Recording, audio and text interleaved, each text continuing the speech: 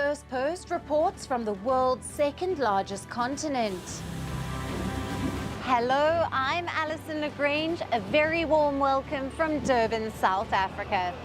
We get you the news and the newsmakers from Africa.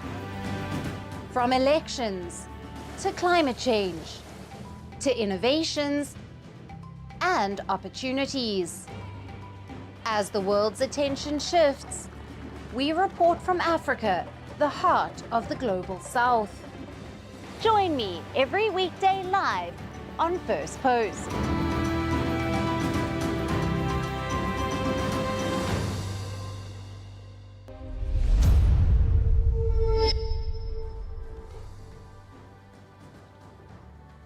Hello and welcome to Firstpost Africa, where we get you the top stories from the continent and from across the world.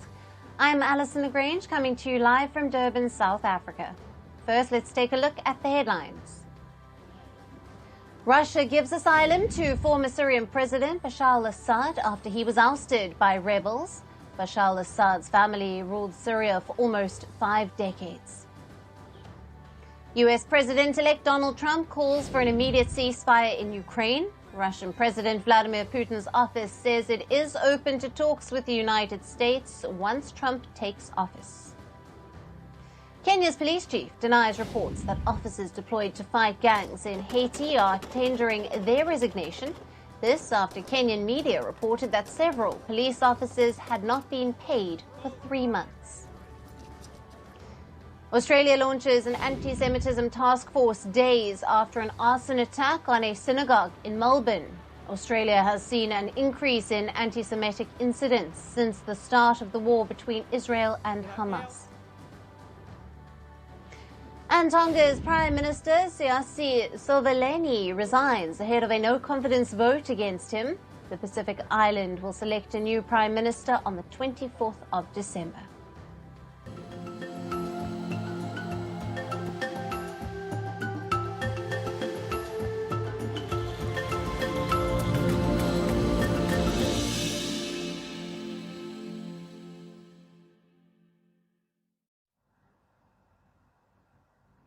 Hello and welcome. Our top focus is on Ghana. The results of the December 7th presidential results are out, and the opposition has made a historic comeback. Ghana's former president, John Dramani Mahama, who was voted out 8 years ago, has staged a political comeback. Though official results are yet to be announced, the candidate of the ruling party, Ghana's Vice President, Mahamudu Bawumia, has conceded defeat. Ladies and gentlemen, we have conceded defeat like any consummate Democrat would do. But we have not abandoned the fight to transform Ghana and expand opportunities to all sections of our society. We will not be a disruptive opposition. This marks the end of 8 years in power for the ruling New Patriotic Party, or the NPP. The party was headed by the incumbent president, Nana Akufo-Addo. The 80-year-old will step down in January after serving 2 terms. Under him, Ghana faced its worst economic turmoil in years. High cost of living and a debt default. The growing frustration paved the way for the opposition to bounce back to power.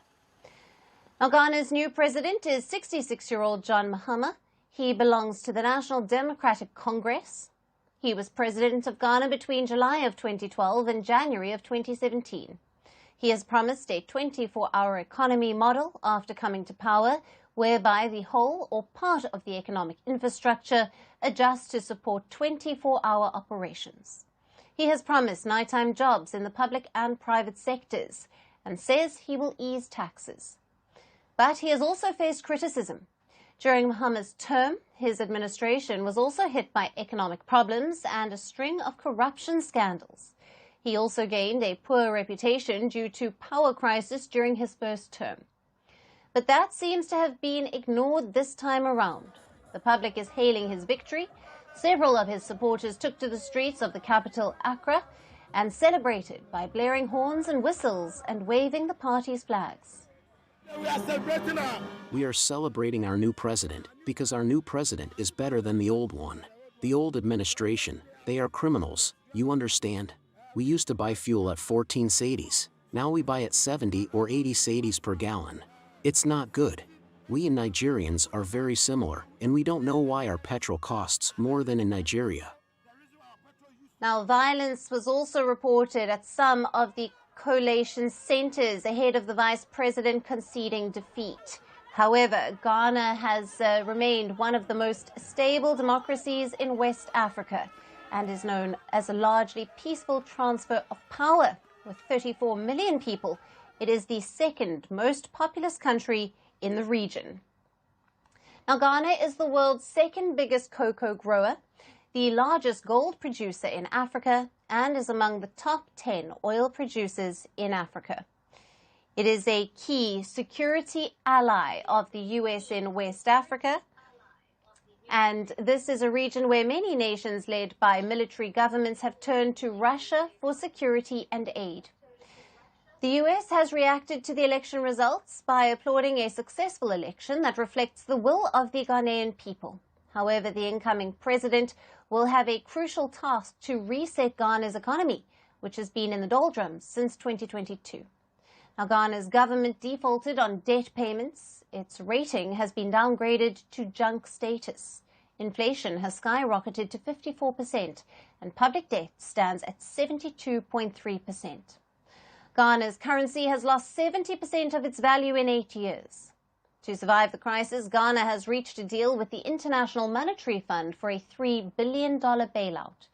But the rise in prices and unemployment continue to be a major concern for the people. Will the new president live up to their expectations and reset the course for West Africa's stable economy?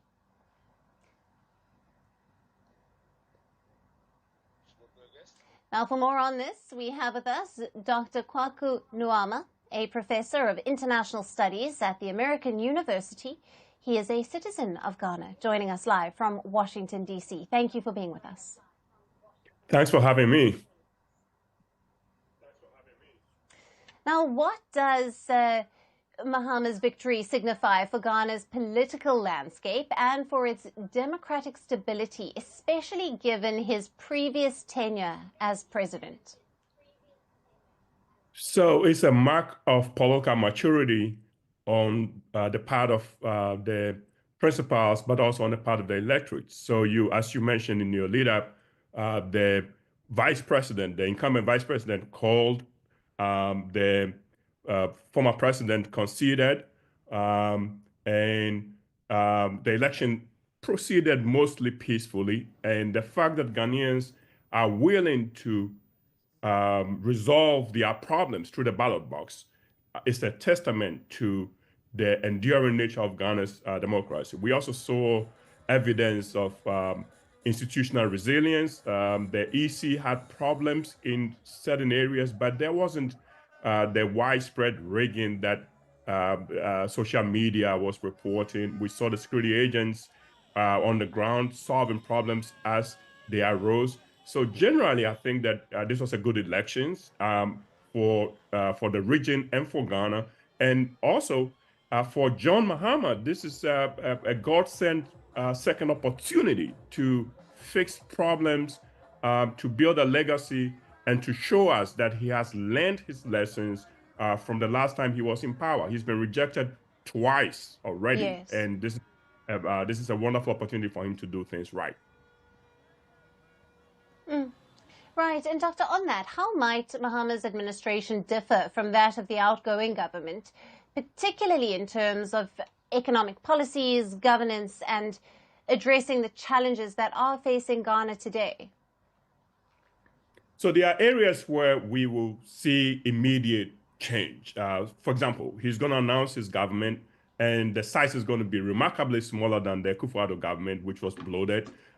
He's also not going to have relatives and hopefully friends in the government. So that's also going to be a major departure. Some of the economic policies that he has announced will also have immediate impact. For example, he's going to end levies on electronic financial transfers, taxes on sports betting, for example. Some of those kinds of adjustments will immediately impact the pockets of the ordinary Ghanaian, but the larger problems will persist. So he's inheriting an economy that is really, really, really struggling. Youth unemployment is going through the roof. He's not going to be able to solve those problems overnight, and he's going to have to continue dealing with the IMF in terms of trying to fix the debt crisis, and those problems will not go away. So his big policy that he probably won this election on was a 24-hour economy, which you talked about. And it's not clear exactly how he's going to execute that.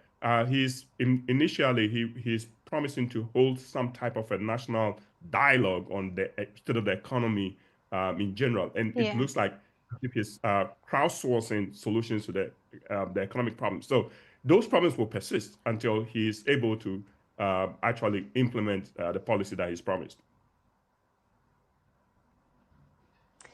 We'll leave it there. Thank you very much for being with us on First Post Africa and for your valued analysis and insights on the latest out of Ghana.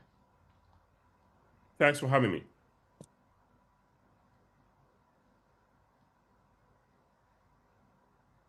Shifting focus to Mozambique. Deadly violence continues to batter the southern African nation in the aftermath of the controversial 9th of October presidential polls. In the latest, at least 20 people have been injured during clashes that took place in the capital of Maputo over the weekend. As per the police, protesters set ablaze 2 state buildings in the capital. Police say that the arsonists used homemade bombs to burn down the 2 government buildings. Demonstrators also cut off part of Maputo by blocking any moving traffic with burning tires, stones and containers. Soldiers show strength and they show that they are with us. They keep their faces covered because, as it said, they are afraid of the superior order, so they wear masks. But when they arrive, they say, "We are with you. We support the same cause." My protest is not vandalism. No, I'm concerned with the future of the young people. What's going to happen with them tomorrow? That's what matters to me. We want things to be all right. Life is hard here. What the protesters are doing is good.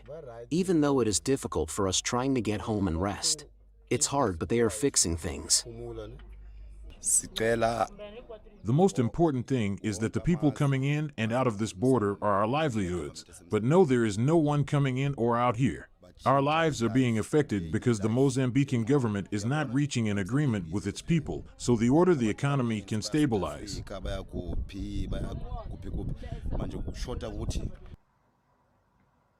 A fresh wave of violence was triggered last week when 5 people were killed as protesters were reportedly run over and beaten.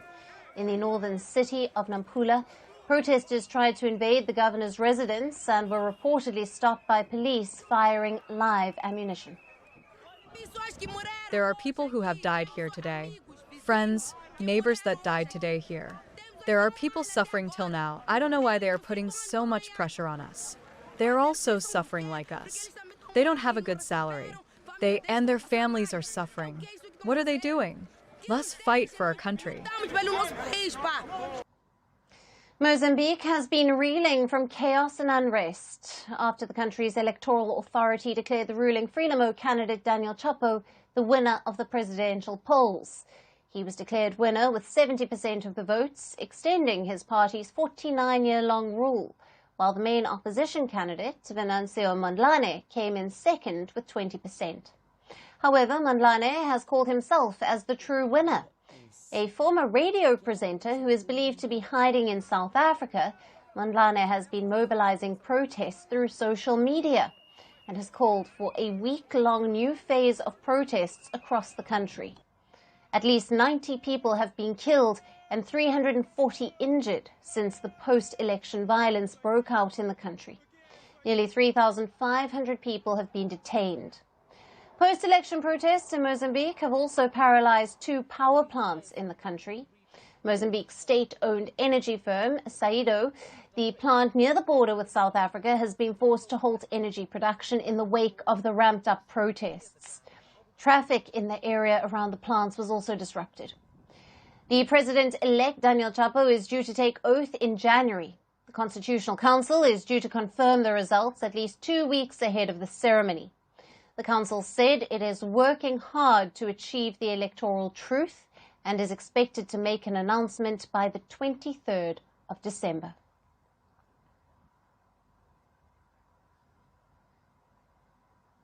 Moving to Ethiopia now, where despite an end to the conflict between the government forces and the Tigrayan rebels in the north, many hospitals and clinics are finding it difficult to recover from the ravages of war. The conflict, which took place between 2020 and 2022, led to several healthcare facilities being targeted in Tigray. These facilities are now short on resources and funds to cater to the population.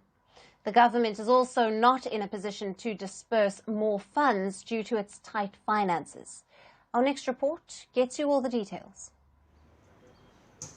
In the northernmost region of Tigray in Ethiopia, several hospitals are struggling to recover from the ravages of war. The conflict between Ethiopian government forces and Tigrayan rebels that raged from 2020 to 2022 saw many hospitals and clinics being targeted and several doctors being killed. Despite a peace deal 2 years ago that stopped the fighting, hospitals in the northern Tigray town of Shiraro remain desperately short of resources. At one such hospital, the Mayani Hospital, Kiros Girma, a 60-year-old ex-soldier, looks at his dirty bed sheets despairingly. Suffering from shortness of breath, he wonders how he could ever be cured in a place like this. Because it's been destroyed by the past war, we're not receiving enough health services. We can't receive enough equipment. The hospital suffers from shortages of medicine and equipment. It estimates that per year it would need 100 million birr to cater to the population. However, the government is providing only 4 million birr at the moment, which has not been enough to meet needs. But was the situation the same before the war broke out in Tigray? No, it was not. Prior to the war in 2020, Tigray had relatively better healthcare systems in Ethiopia. The state had over 720 health posts, 224 health centers, 24 primary hospitals, 14 general hospitals, 2 specialized hospitals, 250 ambulances, and more than 20,000 healthcare workers. Tigray also had over 90% of accessible public and private health facilities before the war. However, after the war, the situation has completely changed. The war displaced more than 1 million people from their homes, according to the United Nations. Many of these displaced people are now crowded into camps, fueling the spread of cholera and polio. And the healthcare sector has been under immense pressure. Around 89% of the health facilities were damaged during the war. 99% of medical equipments were either looted or they were damaged. And they are still in a space where they've barely been able to recover like 33% of health facilities. With shortages of medicines being a common factor across hospitals in Tigray, many patients have had to buy essential medicines for treatment at higher prices. For Zameda Teklai, a 28-year-old patient being treated for bowel cancer at the Eider Hospital in Tigray's capital city of Mekele, there are no available medicines for her treatment at the hospital. She has had to procure them at inflated prices from outside. I don't have money to buy medicines. Up until now, I was getting medicines with whatever I could sell. I don't have anything now. I have finished what I had. We're buying from outside from 7,000 to 8,000 birr for one medicine. However, from the hospital's perspective, getting medicines has been an even bigger problem due to the non-availability of suppliers in the market. Whenever we are ordered with some medications, we have to get it from outside. Like I said, there is no available reagents or supplies in the market like we want. But even if there are, like I told you, we don't have any money, we don't have any budget to purchase from the market and supply to the communities. Yet funds are far from being dispersed by the government, whose finances are already tight. This has killed hopes for improvement in the situation in Tigray, whose overall reconstruction costs are estimated at more than $20 billion.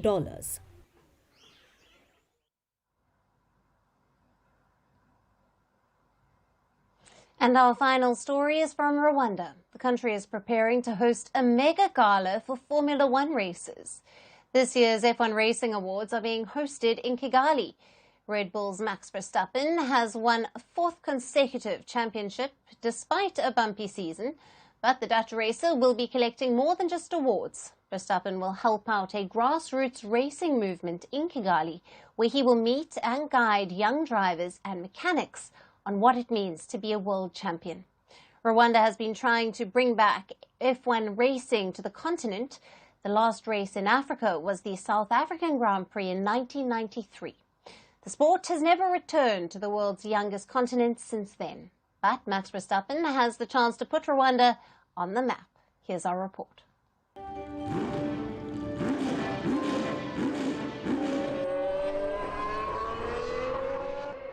Formula One is coming to Africa. It will involve a lot of sitting, some tension, and maybe some controversies. But it's not going to be a race. Formula One's governing body, the FIA, is going to host its official awards ceremony in Rwanda's capital, Kigali. The gala is organized annually by the FIA. It honors the year's top drivers, manufacturers, and teams. And the 2024 edition of the awards is going to be the reason for the return of the sport to Africa. From Lewis Hamilton to Lando Norris to world champion Max Verstappen, Kigali is gearing up to welcome the elite drivers. However, this time, the award ceremony will be more than just about felicitating the F1 teams. It'll be about popularizing the sport in Africa, and leading the charge is Max Verstappen. Formula One champion Max Verstappen will travel to Kigali this week. The Red Bull racer sealed his fourth consecutive championship last month at the Las Vegas Grand Prix. However, the Dutchman will be collecting more than just trophies, because Verstappen will be taking part in community service to wipe his slate clean for what happened in September.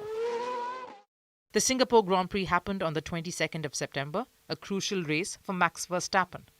The 27-year-old was having a rough season after sweeping podiums in 2023. 2024 proved to be a rather bumpy ride. The Red Bull racer hadn't won a race since the Austrian Grand Prix in June, and this was taking a toll on Verstappen. After finishing second in Singapore, Verstappen let his guard down. During a televised press conference after the race, Verstappen dropped the F-bomb. And less than 24 hours later, the Red Bull driver was summoned by the FIA. After a meeting that lasted just 14 minutes, Verstappen was punished. He was ordered to undertake community service. And despite criticizing the FIA while defending his actions, Verstappen accepted the challenge. With the racing season now in the rearview, he will perform his community service duties in Rwanda, only after he collects his championship title, of course. Verstappen will meet junior racers in the African nation. He will work with young competitors that are part of a grassroots movement organized by the Rwanda Automobile Club. One of the major activities will involve an FIA affordable crosscar that has been built locally from blueprints provided by the governing body. It's a chance to interact with Africa's daring drivers and the most innovative minds. For Verstappen, the visit to Kigali is about being crowned champion and using community service to return to the good books of the FIA. However, for Rwanda, this is the golden ticket. The country has been trying to bring F1 races to its capital. Kigali is sure that it will meet international standards. The last time, in fact, Africa hosted a Grand Prix was back in 1993 in South Africa. Since then, the world's youngest continent has been deprived of the races. But Verstappen's visit could change all of that and put Rwanda on the map. And that's it on the show for today. We will see you again tomorrow at the same time. Thank you for watching and goodbye.